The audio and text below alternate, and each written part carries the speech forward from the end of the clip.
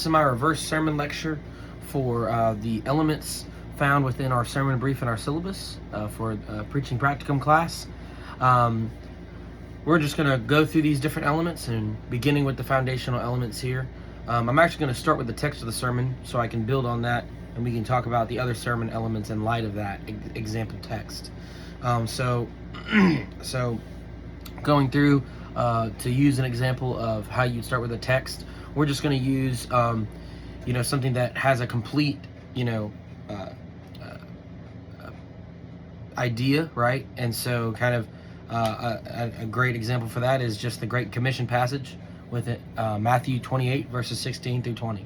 Okay, you don't want something that, like we talked about before, is in the middle of a narrative or in the middle of the part of the story. You want to have kind of a complete idea or a set of ideas to be able to easily exposit the text and communicate it. And so we'll start with that, just those few verses. And then for a sermon title, this is something that's in quotation marks, and that's kind of a headline capitalization style. And so we're just going to go really easy for our example, and we'll just say Great Commission will be the sermon title. And so then kind of moving down to number 3, the subject. This is one or two words or a short phrase. You want to get them, okay, so what to start to introduce to the audience and the listener, okay, what are we going to be talking about within Scripture? Because honestly, you could talk about a lot of things even with the Great Commission. Start to maybe even hone in on some ideas that you're going to focus on with this subject, short phrase. So, for our short phrase, we're going to say the call and commission of the church. Okay, and so, okay, all right, we're talking about specifically maybe, and we're starting to gear towards, okay, this we're subject, and our subject is how this applies to the church kind of idea maybe. And so then we kind of have our central idea of the text. This is where we're really going to, okay, this text, what is the idea? And it's stated in a past tense sentence. So an example would be Jesus called the disciples to baptize or make disciples, baptize them, and teach them to follow him. Okay, so that we're stating that in a past sentence. Jesus taught this and said this to the disciples. Okay, great.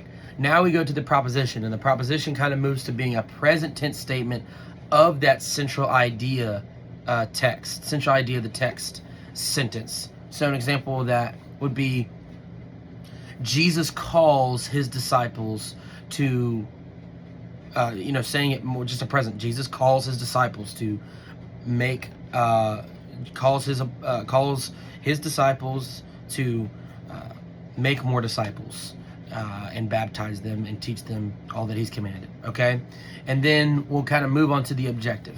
This is something that's a present or future tense sentence about what hearers will do.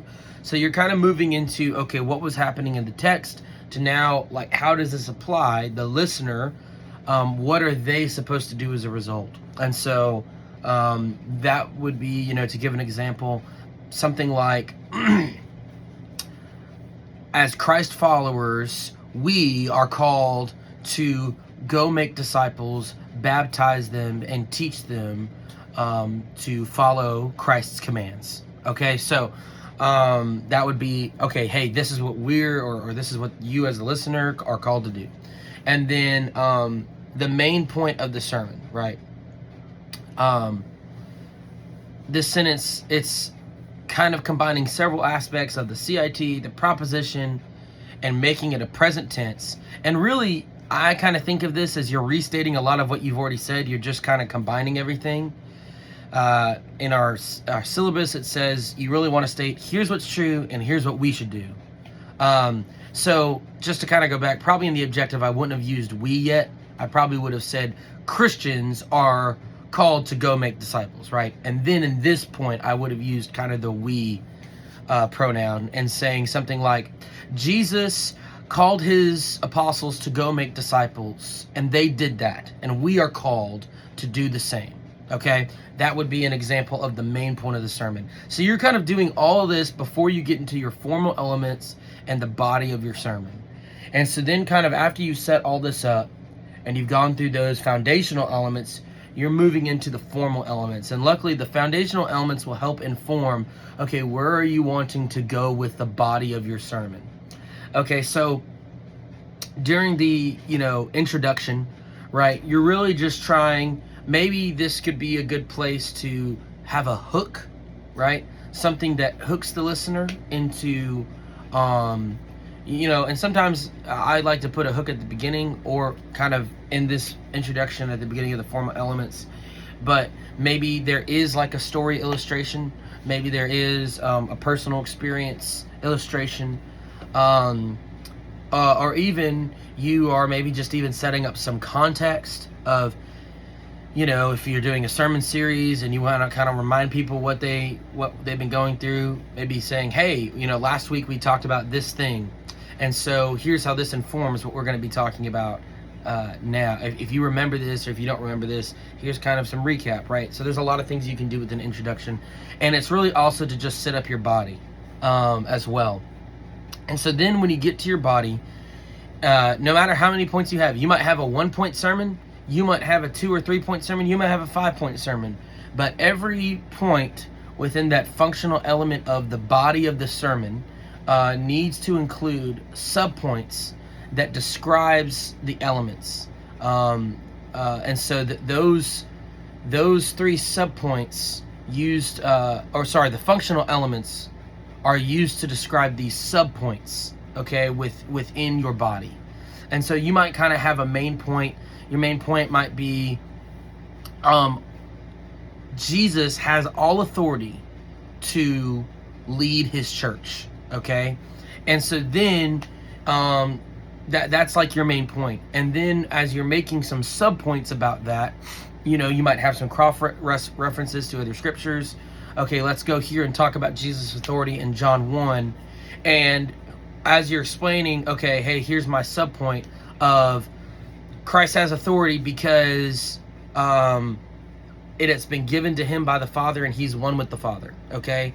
You got that, maybe a cross-reference there, you're focusing on verse 18. So that's like a subpoint.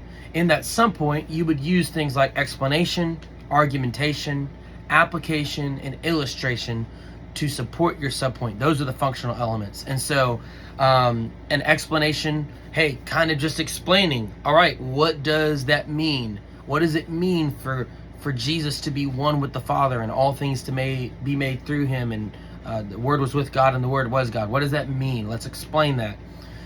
Something else you could do is you could argue and use an argumentation of somebody speaking against, saying, well, I don't believe that, and so, or I don't believe that Jesus was one with the Father. And how do you answer that? Let's have some argumentation of, well, some might say this, right? Some might argue this, and here's why that is wrong, or here's why this point I'm making is correct, and that argument against it is not.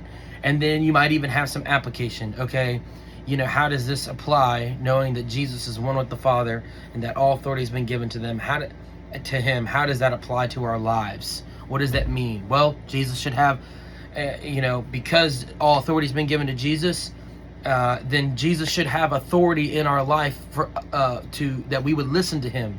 And so what he's about to say and him claiming this authority, we need to listen to it as believers. Okay, that'd be application. Maybe an illustration would be, an example of, I use a lot of illustrations from my own life. So an illustration could be, here's a time where I wasn't recognizing the authority of Jesus in my life to go make disciples, and what God did in my life to show me that I was wrong there, and some things like that. And so those, you're going to use those functional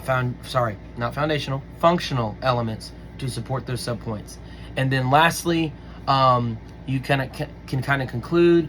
I like to kind of wrap up what those points were, and then just kind of reminding them, hey, here's our points. Maybe not all the subpoints, but here's the main points, just to remind you. Boom, boom, boom.